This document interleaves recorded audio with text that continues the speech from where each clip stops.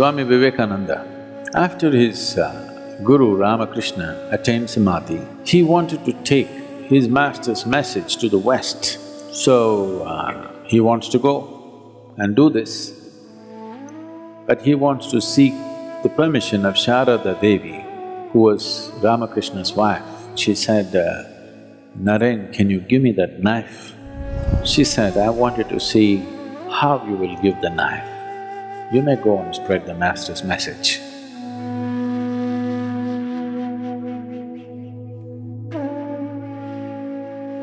To be spiritual has always been also understood as to be gentle. And unfortunately, to be gentle has always been misunderstood and misinterpreted as to be soft or to be weak.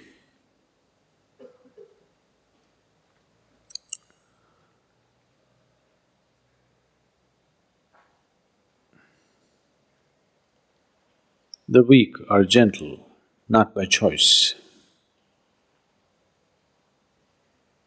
because they're incapable of making a strong imprint, they're gentle. Gentleness is of value only when it's by choice. You're capable of being violent, but you choose to be gentle. That's of great value. You're incapable of violence. Now you're gentle. That's not of any great value because that's coming from a certain incapability.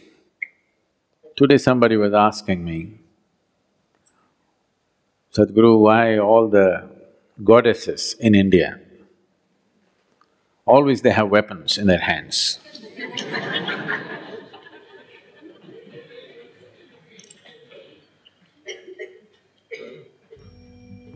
Why our Bhairavi, though she has eyes, she doesn't have any weapons in her hands. 10 hands and no weapons. Because she's done with violence.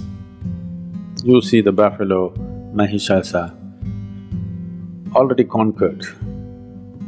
So what needs to be treated brutally has been done. The beast has been killed. Now there is no need for weapons, so all hands free. So to bring yourself to this state,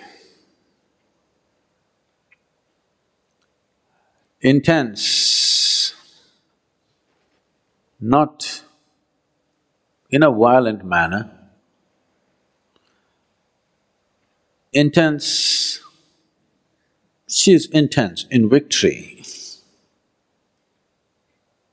she is intense in energy, she is intense in her ecstasy. Her intensity is not violence, not that she's not capable of, it's just that she's done with it. In the evolution of one's action, if you look at the evolution of action, the initial part of the action will always be violent. As you become more expert with something, you will see the rough edges in your action goes away and it becomes smoother and smoother and there will be no violence in action. Even a swordsman who is an expert, only somebody who is new goes, ah, like this. An expert will just flick it and it's done. There's no violence in the action. So in the evolution of action, she's past that. Still intense, but in victory, energy and ecstasy, not in a violent manner. There are many symbolisms like that here, if you feel your eyes and see, where it is intense but not violent. Is something wrong with violence? It's not a question of right and wrong, it's just crude way of conducting life.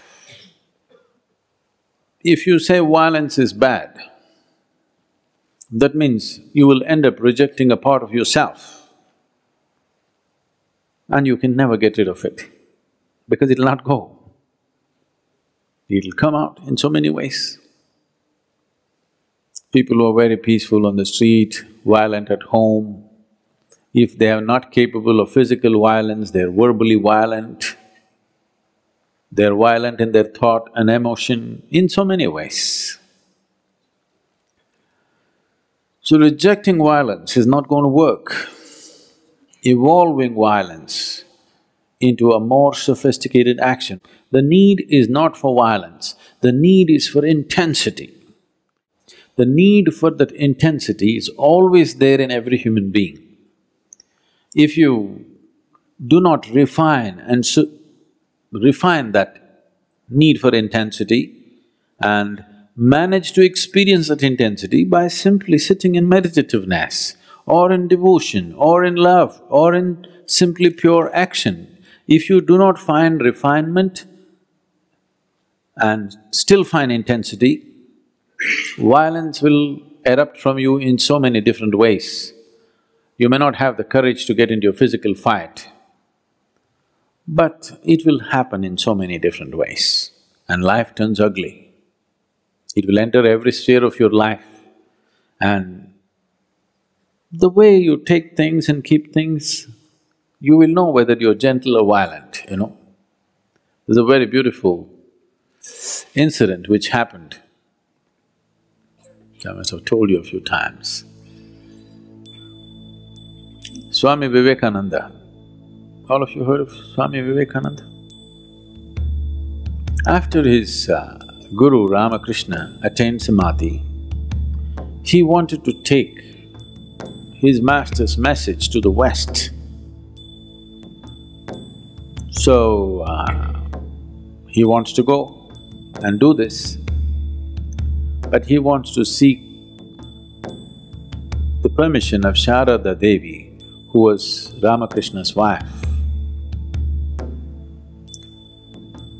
He went to see her and she was busy cooking in the kitchen. When he went and said this, she was focused on what she was doing without looking up, she listened to him. He said, I want to go to the Western world and spread the message of my master. Shall I go? So without looking up from the chores that she was doing, she said, Naren, can you give me that knife? So he picked up the knife and gave it. He's a certain kind of person, so he gave it in a certain way.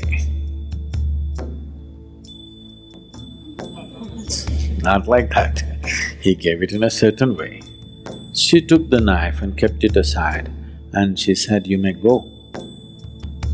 Then he noticed this and he said, why did you ask for the knife? You have no vegetables to cut, everything is already on the pot. Already in the pot, on the boil. Why did you ask for the knife? There was no need for the knife, why did you ask for it? She said, I wanted to see how you will give the knife. You may go and spread the master's message. So this is where gentleness is. Not because somebody is watching, not because you're under scrutiny, just the way you move, how you step on the planet, how you breathe, how you sit, how you stand, how you look at other people. This is where you have to refine your action. Now I'm not talking to you about mindfulness, no, being mindful of everything, no. I'm talking about refining your physical action, your verbal action. With this slowly, your mental action and emotional action also can be refined. To just move your hands and legs in a more gentle manner.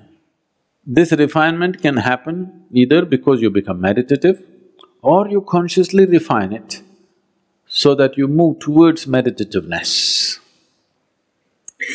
It's good to start from both the ends. If you want to reach a destination, it's good to start from every possible end so that you get there quick enough. If you want to burn a candle quick, you burn it from both ends, isn't it? You burn it from only one end, it may take a lifetime. You want to enjoy at least half a lifetime of meditativeness, you must burn it from both ends. So you may be practicing meditation, but also consciously refining your physical action